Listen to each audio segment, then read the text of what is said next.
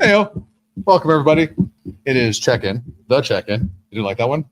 Well, You're judging me 5 seconds into the show. It's amazing. Well, I'm the one that always starts the... Sometimes we have to mix things up. Right? Sarah Lesky, Jamie Thomas. Don't know why. Jets and 62 games into the season. I don't know why we mixed things up now. I have introed the show many times. Many might be taking a few liberties, but that's I fine. think your hair bun's a little too tight. I think that's going My on. ballet bun. Yes. Yes. Ballet your way on out of here. You couldn't hack it.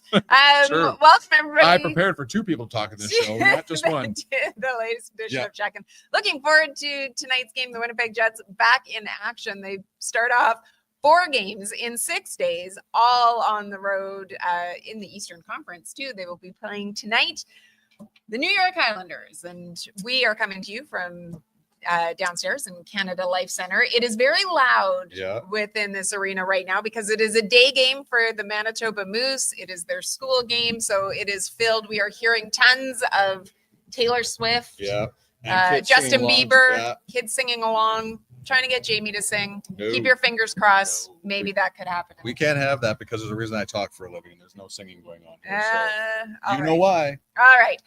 This will wrap up the season series between the Jets and the Islanders. Last game, February 7th, here at Canada Life Center, is a 4-3 win for the Jets. And looking forward to the show here today. Over the next 30 minutes, we will get you set up for tonight's game, but also looking forward to having our guests on. We have a pretty impressive guest list, not going to lie.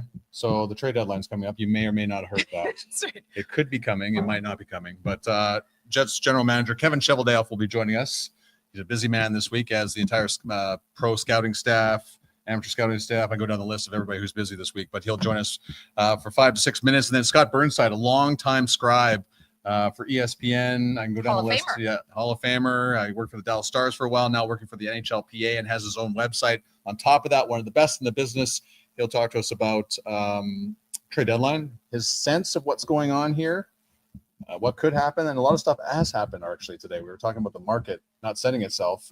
There's been some moves. Yeah, what have you seen so far? Well, the Edmonton Oilers have acquired Trent Frederick from the Boston Bruins. A little interesting how that one's worked. And then on top of that, a guy that's been in conversations about being a Jet possibly is Jake Evans. That's not going to happen. Just signed a 4-year extension today with the Montreal Canadiens. So that is a guy that's off everyone's trade board at this moment. So Trent Frederick going to the Edmonton Oilers as the Oilers try to get themselves out of a little bit of a slump that they're in. I know they won their last game, but they lost 5 straight previous to that. Well, Jets let's focus on the Jets. And they come into tonight's game off of a shootout loss against Philadelphia. It's their one game at home before getting back out on the road, a 2-1 loss. But this is a team that is 15-3-2 in their last 20 games.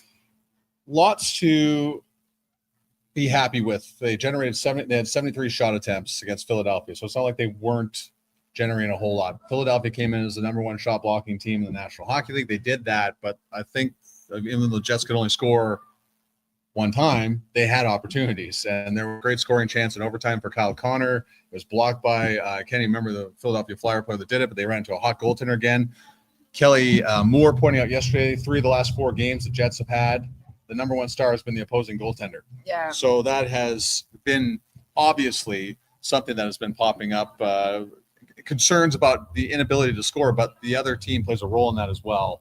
But I think if you take off what the Jets did in terms of generating opportunities, there's nothing to be concerned about. You know, there's going to be a lot of people obviously talking about the power play, though, because it has been the vaunted power play all year long. It's still ranked number 1 in the league. I think they're 9th right now when you look at road power play, though. But they've gone 0-for-16 in the last 6 games. Is that a concern in your mind? Beyond, obviously, yes, everybody wants it to score. Is this a bigger picture concern? Okay, so I remember Mark Scheifele saying this after the game. If Nikolai Ehlers' shot on the second power play goes in, we're not even talking about the failure of the power play. Ehlers placed that shot perfectly, but Fedotov's glove just happened to be in the right place at the right time. And, the Jets go on to win that game, and we're not talking about this. But when you go 0-for-16 over 6 games, we're used to them scoring at least once every game. So, there is something to be concerned about. But Davis Payne was talking about a 5-game stretch. He said 2 games. This was yesterday, before the team left. 2 games average. 1 game you could kind of throw away. I'm going to guess that was the Ottawa game where they had extended 5-on-3. And then he said they had 2 games where he felt there was something they could work off of. And I think that the Philadelphia game kind of ties into there. So I didn't feel like he was concerned. There was questions about how our team's adapting to what the Jets are doing, and he says teams adapt all the time.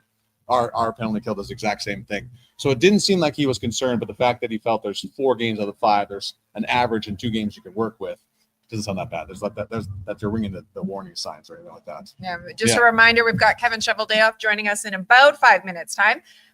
Let's get you set for tonight's game, though. There was news coming out of New York today that Dylan Sandberg not on the ice this morning for morning skate. Word from head coach Scott Arniel when he addressed it with the media in attendance afterwards said that he is right now he's dealing with a family concern. So we hope that everything is okay there. But the good news is that he is right now expected to join the team and be a player for Thursday's game in Philadelphia. But that does impact the way that this blue line looks for tonight. Yeah, so Hayden Fleury comes back in the lineup. So Logan Stanley will move up into Sandberg's spot alongside Neil Pionk in that second defense pairing. Hayden Fleury and Colin Miller will be your third defense pairing. Connor Hellebuck, the starting goaltender, and no changes up front. Really, Morgan Barron's return to the lineup, pretty good. So just under 9 minutes of ice time, which you expect from a guy that is just coming back since playing late January. Thought he played well. Love his size. He'll be extremely effective player for the Jets here tonight in Long Island. The Jets 7-1-1 versus Metro Division, averaging 4 goals a game when playing Metro Division teams. This was my favorite one for you. Okay. Jets can sweep the season series for the first time in franchise history. Oh, listen, that was big news when facing the Islanders. Well, I was going to say so that was one of the things they put on their laundry list of things to do this year. Sweep the Islanders in the season series. Yes. If you do remember the last time these two teams played that 4-3 win, it was a couple goals by Gabriel Velarde, Iafallo, Nikolai Ehlers. That was the one where it was the great pass from Cole Perfetti behind the net out to Ehlers. So maybe we'll see some more magic here tonight. Well, it looked like they were going to run away with that game too, and the Islanders made it real interesting in the third period. And if it wasn't for Connor Hellebuck, might have been not talking about a win after that one. So that was a Connor Hellebuck win, no question about that. And the Islanders still kind of muddling around in the Eastern Conference in terms of their playoff situation. Brock Nelson is a name that goes out quite often. He just played his 900th game last night. So and then Kyle Palmieri is another name, but with Lou Lamoriello, the only team that or GM that might be more tight-lipped than him is Kevin Cheveldayoff. They give each other a run for the money every year. You're not quite sure what's going on. You never know how they feel about anything. That's what they're good at. Their poker face is outstanding, but Lou Lamoriello keeping his cards close to his vest on that one. Well, and you look at the standings just quickly right now before we bring in Kevin Cheveldayoff. The Islanders right now sitting with 61 points. They are 5 points back of Detroit, who currently hold the second wildcard spot in the Eastern Conference. It is Detroit, Rangers, Ottawa, Montreal, Boston, all ahead of the Islanders. As for the Jets right now, they continue, of course, to still be on top of the standings, 88 points, leading the way in the Central Division. Dallas has 80, so 8 points ahead of them. And when you look at the wild card spot right now for the Western Conference, your 2 wild card spots are held by Colorado and Calgary, although Vancouver and St. Louis are right behind for that second wildcard spot. All right. As promised, pleased to welcome to the program. He is the general manager of the Winnipeg Jets, Kevin Cheveldayoff. I guess it's with so many teams in the bubble right now, Chevy, as we get right into it here, how challenging it to navigate through this in terms of trades with so many teams not sure what direction they're going in? Yeah, well, thanks for having me on today. Yeah, it is a challenging time. I think you have to decipher, what's real and what's not real. There's obviously fluid situations as well where, players that, might have been in conversation with teams, sign extensions and, on or off the mark. So those are things that, again, you just go day by day and the information unfolds as it does. And sometimes it leads to other things. Sometimes, it leads to a dead end. I'm not sure if you can hear it behind us, but the Moose just scored, Chevy. So you'll be happy to hear that because you can hear the kids screaming out in the stands right now. With this Jets team, they have been at the top or very near the top of the standings for the league this entire season long. How does that impact the way that you are trying to approach this deadline? Well, I guess some of the things that, you learn lessons maybe from the past as well, just with respect to how things unfolded at different deadlines and different pressure points that may come into play. We've been pretty much all in here for every single year for the last little while, and we've used a lot of different capital. So some of the assets that, maybe traditionally are there aren't there, so that makes it a little more difficult. When you're talking to teams, sometimes their asks, you just don't have, the assets that, that they want. And unless things change, then, you have to go in different directions as well. So, again, every trade deadline is different. This one is unique in the sense, as you mentioned off the top, just so many teams so close, and I think over the period of time, as well, the phenomenon of the quote unquote rental is, has been different too. I think you've seen teams lock up players earlier and longer. The market of that quote rental player, is different each and every year. I guess that kind of leads into my next question, Chevy. Is just like, does it matter if a player has term or is going to be an unrestricted free agent at the end of the season? It depends on your cap situation, depends on the player, depends on lots of those different kinds of things. So, You have a preference. It really, well, again, it's, we've traded for Nino Niederreiter with 2 years. We traded with, for Nemesnikov with, as an expiring contract. So, those are things that, it's more, I think, unique and specific to the individual and the circumstance, as opposed to, unless it becomes a cap issue. But, generally speaking, those aren't the cases at this point. You mentioned that this team has been all in for several years now. When you look at this team, and almost harking back to my earlier question too, or referencing that this group has been at the top of the standings throughout this entire season so far, what gives you confidence in this group that maybe this is the year that you're going to see that deep playoff run, or obviously the hope of everybody within the city of Winnipeg that a Stanley Cup run would be in the future as well? Yeah, so you've got a lot of things got to go your way for those things to happen, and the injury side of things, the luck side of things, the chemistry obviously that is there, continuing to move forward. So it's a great group. Like, again, these players, care deeply about each other. They've worked hard to get to this point. It's a unique situation in a lot of different ways. We've had a couple of different injuries, as the year has gone on, and different guys have stepped up into different roles, which is encouraging, to know that, again, there's depth and dimension, and I think if I go back to when we made that trade, acquiring Gabe and Kupari and Iafallo, that's kind of the what became the template of our team, was that we weren't necessarily going to be top heavy. We were going to have that depth and dimension in order to have more balanced attack. So that's where we're at. Like, I think, the most important thing that, we have to caution ourselves as well is that, when you acquire a player, that player has to fit. Now, fit means a lot of different things to different people.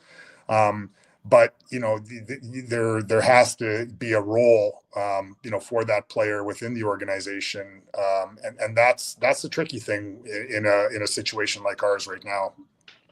Can I just follow up on that? When you say the fit can mean different things, I didn't look too at the fit off the ice. This team, Chevy, seems to have such a great chemistry when you look at the way that they get along off the ice, how tight that room is, of course, the way that they've been able to produce on the ice. Is that a fine line at times for a general manager when you're looking at bringing in pieces, of wanting to make sure that maybe the chemistry that this team has displayed already doesn't get interrupted too much?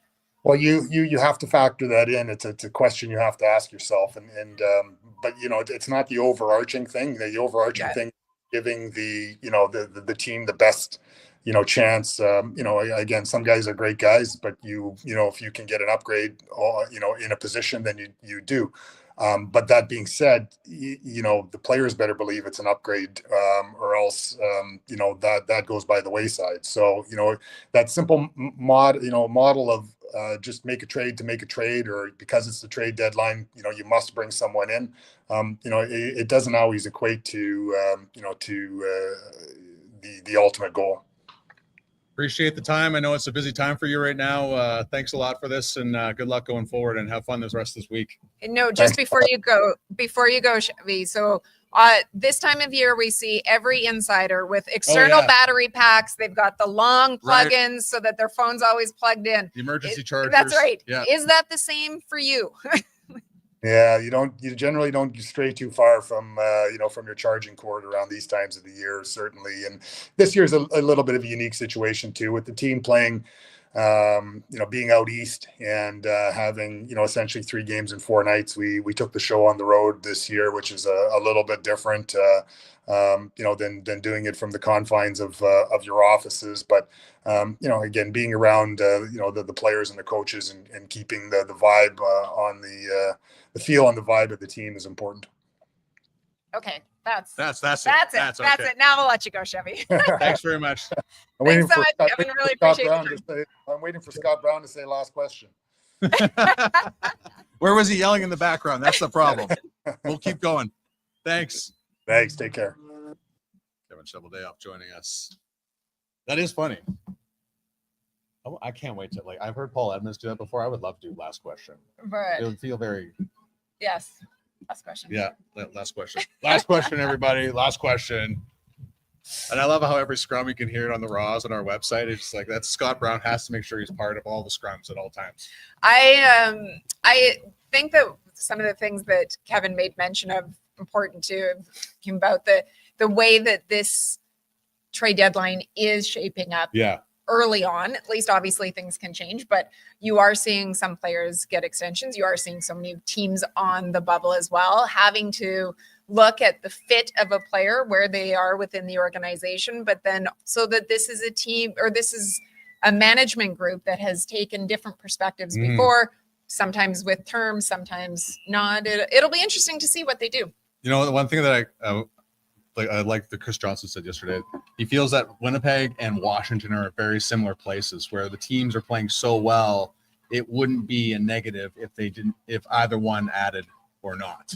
Right. That's where, because they're just so far ahead in each of their respective conferences. So you've worked so hard to have all this chemistry, and that's a great question for Chevy. It's just like, can you disrupt that, or could you disrupt it? Well, I thought his answer was interesting, where you're obviously always looking for whatever the best fit would be, and if there's an opportunity to make an upgrade, then you make it. But that the players had better feel that that's an upgrade as well. And I think that you and I have spoken before that this is a group.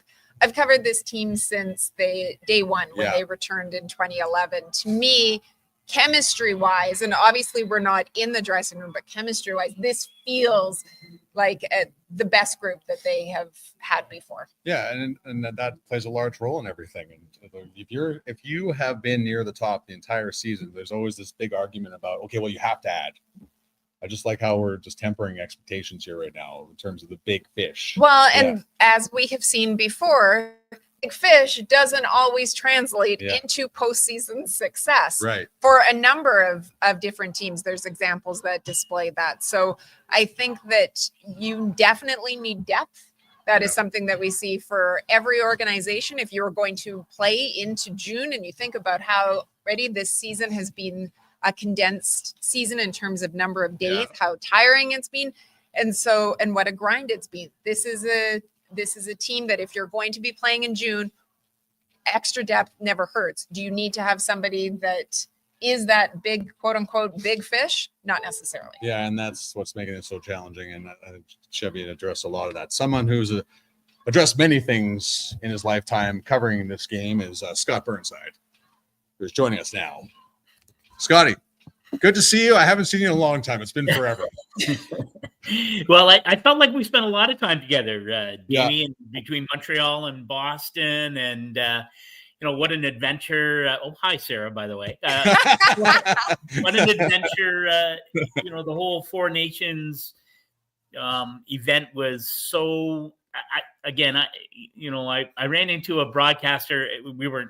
I wasn't quoting him, so I won't say who it was, but at the end of it, who stopped, he was like, I had no idea this was going to be this great.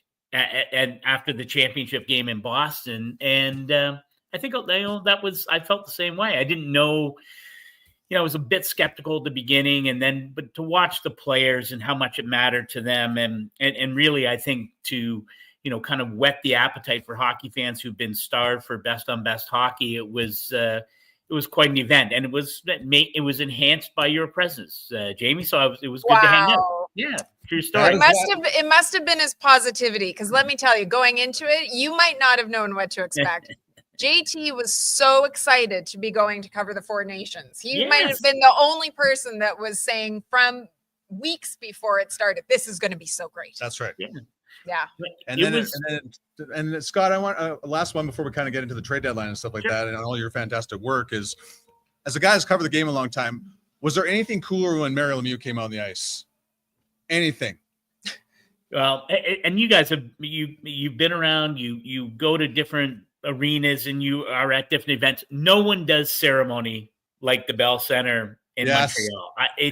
And it's not just the hot dogs, which I always add to it, but to see Mario come out, and I was doing some work for the NHLPA during the Four Nations, and one of the things I ended up writing about after the fact was the goals and dreams and the kids who came onto the ice at the start of every game, and it really hit every note perfectly. And the fact that Sidney Crosby, he had, of course, lived with Mario, and Mario still considered a god in Montreal, even though, of course, he never played there. I mean, it was wonderful. And to see, the players just cared so much, and all the games in their own way were compelling. And, I felt kind of bad for the Swedes, right? They'll lose in regulation and get nothing for it. And, the Finns come back to put a real scare in Canada in a game that Canada had to win to get to the final. I just thought the competition was great. And again, to me, it goes back to the players, because you can't artificially create that kind of vibe and that kind of interest. I do some stuff for the LA Kings as well. And I had been with the Kings on their dad's trip and had spent some time with Paul Doughty, Drew's dad. And of course, Drew wasn't playing at that point. And the absolute, just how much he wanted to be on that team, and the look on his face after the first practice in Brassard, he was sitting next to Cale Makar, who was, of course, wearing his number 8. And Drew was like, don't care. Haven't worn anything but 8 since I was 12 or 13. I'm okay. This is the greatest defenseman in the world. I just, whatever it is, I want to be here. And he told John Cooper when he called him to tell him he was on the team, whatever the role is, even if it's no role, I'm in. And I don't know if you get any better than that. Well, the best way to follow up an event like that is the trade deadline if you're the NHL. And we're entering into a strange week with so many teams kind of on the bubble. So how do you characterize this trade deadline 2025, 3 days out? Yeah, I was listening to Kevin at the end of your conversation, and I think there's a bit of uncertainty about what we might expect between now and Friday afternoon at 3 p.m. Eastern. And to me, this is one of those trade deadlines. We often talk about it, and sometimes it doesn't happen for a variety of reasons, mostly cap situations and, playoff positionings, all those things. But, so many teams, when I think of the elite players who could have been on the move, a lot of them, if not most, are gone already, right? We know Mikko Rantanen goes early to Carolina in a really important deal. Martin Necas, I've been around Carolina a lot in the last 5 or 6 years, and really interesting to watch Martin Necas and his evolution. And certainly things did go a bit sideways between he and the team in terms of, what was the fit for him long term. And the team obviously decided the fit was somewhere else. And to bring in Mikko Rantanen, what the best player in terms of rentals on the market.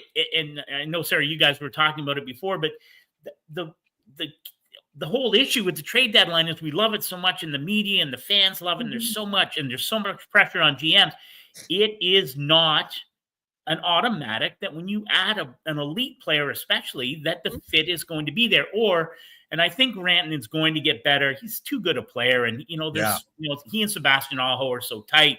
Like, I can't imagine it's not going to work there at some point. But, man, they really needed every minute to get up, and they're not there yet. So, JT Miller, of course, going back to the New York Rangers, I thought, again, Jim Nill might be quietly the best GM in the NHL, just getting work done every year. But, Michael Granlund, Cody Ceci coming in, to help plug some holes for a Dallas team that has had some injuries to key components, most notably Miro Heiskanen, of course.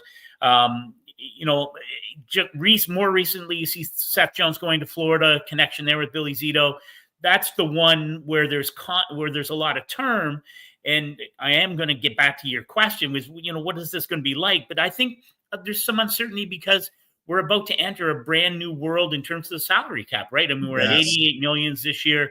We're going to go to 113 by 27-28.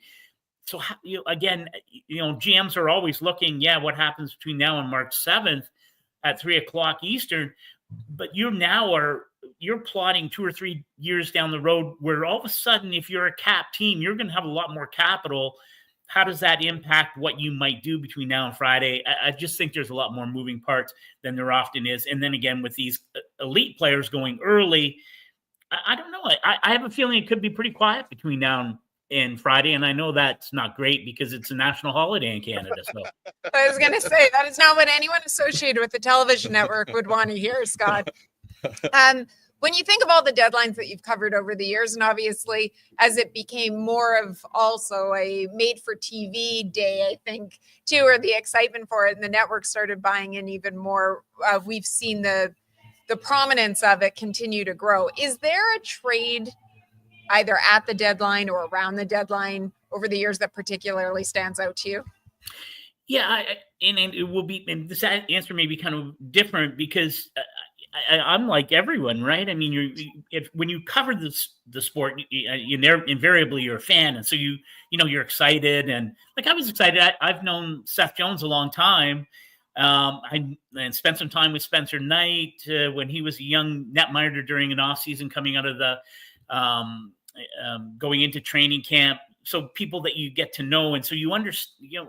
To me, it's the thing that people sometimes forget is the humanity of it all. And, and I think Mikko Rantanen's a good example of that, right? Sort of blindsided by the deal. What did it mean to, his relationships? And the story I always think of, and I can't remember what year it was, but Brad Richards got traded from the Tampa Bay Lightning to the Dallas Stars. And I went to Dallas when Brad arrived, and, it was so exciting because the Stars were, they got an elite player. They got a former Conn Smythe Trophy winner. And I remember being in the Dallas Stars locker room, and Marty Turco and I were chatting. He said, "Sit down." And he said, "I want to tell you, listen, Brad Richards is a great player." He said, "You know what? We lost 3 guys, and I lost a guy who was like my brother, and it was netminder Mike Smith. And, the relationship between Marty Turco and Turco's wife and Smitty's wife, like they were really, really tight." And he said, "That is something that I will never forget. Like, that's a hole of me, it's created a hole in my heart," sort of thing. And I just remember thinking that is a lesson well learned, that it's not just a bunch of chess pieces. It's not fantasy hockey. And, and as much as Marty Turco loved Brad Richards and what he brought to the Dallas Stars table, it was a painful time for him because Mike Smith had gone to Tampa and, of course, went on to have a tremendous career. But, to me, that's what I think about when I think about the trade deadline. And how much time we have. I did a one on Brian Boyle. He had traded from New Jersey to Nashville, and the Preds were great. I was there when Brian Boyle arrived at the airport in Nashville, and he told this great story about, his wife was taking his son to the hospital in Boston, and he had to leave her a text message. "By the way, I'm not going to be able to pick up her daughter because I've been traded. I think Corey Schneider's wife's going to pick her up." Like, it's crazy stuff that you don't think about, that it really strikes at the sort of the human element of the trade deadline, which I think is sometimes easy to forget. Well, you're doing some great work for the NHLPA right now, Scotty. And the recent article that I just read about the NHLPA's Unlimited program, Mark Scheifele's a part of that. Can you explain to our viewers what it is about? And it's pretty much ties into life after hockey, which is a big concern for players as they leave the game. Oh, and good on you for reading. So that's there was no money exchange, no exchange of funds for that. But well, after what you said, I felt like I had to do something. No, the Unlimited program is really interesting. I've been writing about it periodically for the last year and a half, and it's a program that really, yes, it is, about opening current players' eyes to relationships and ideas and things that might be interesting to them beyond hockey. And yes, it might lead to something post-career, but really the thrust of it is NHL players, it's okay to think about things other than hockey. I know that's a hard thing for a lot of, especially young players, to get their heads around. There's a ton of time that there isn't hockey, right? You're on the road.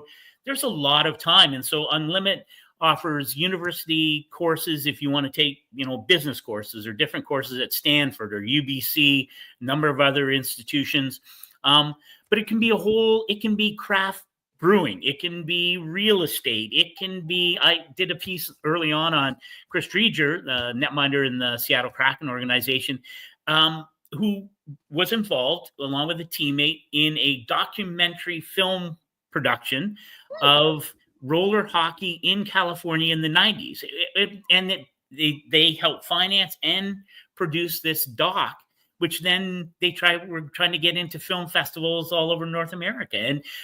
And the idea is, if you find something that allows you to step away from the game and you can be engaged because you're a pro hockey player, people want to talk to you, they want to share information, take advantage of that, because it will allow you to recharge your batteries. And Jay Harrison, longtime NHL defenseman, perhaps one of the smartest human beings, not just in hockey or sport, maybe in the universe, he's done all kinds of studies and data collection on this.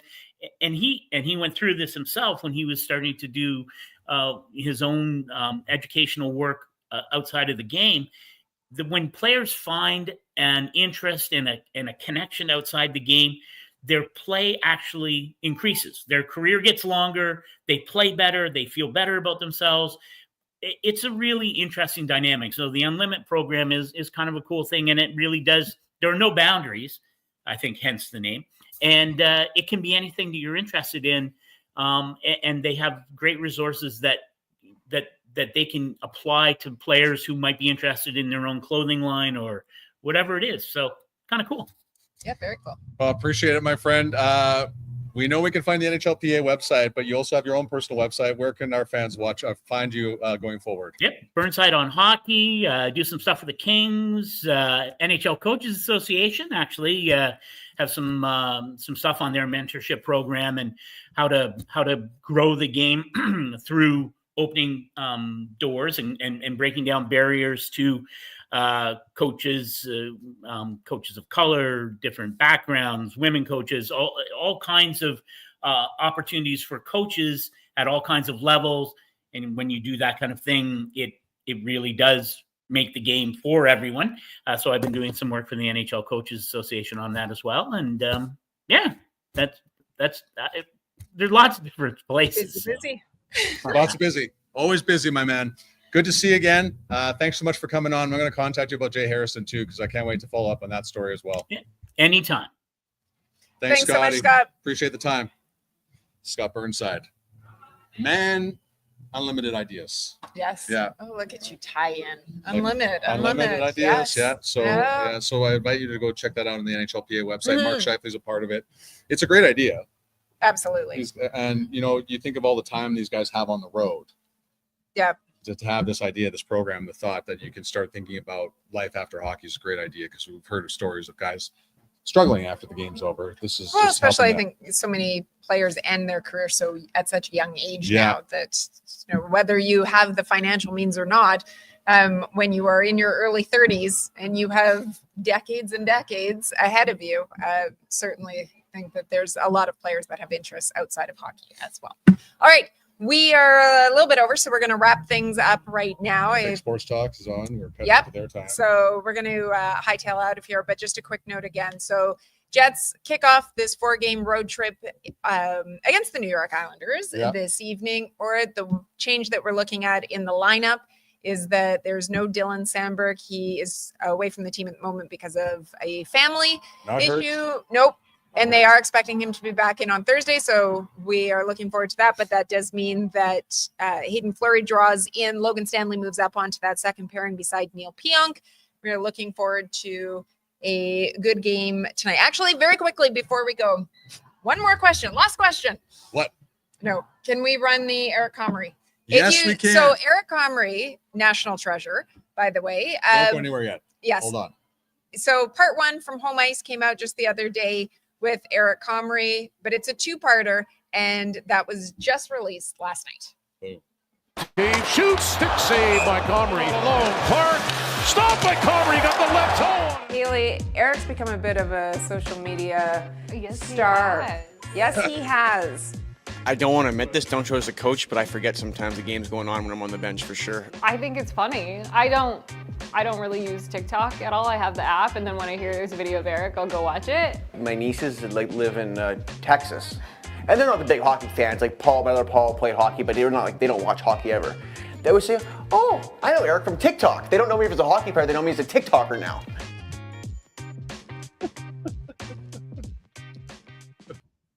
So I encourage you to go check it out. It's on the Winnipeg Jets YouTube channel. I believe it's also on the Winnipeg Jets homepage as well. As I mentioned, national treasure. He really needs his own show. No, not his own show. He just needs to co-host the podcast with me. Then he can have sort of his own show. We have to tap into that ability. All right. Okay. Oh, you want to His have own his own show. show? Okay, it was your idea, even though I've been. You know what? I'm going to suggest that he co-hosts a show with me next year. I'm going to trump you.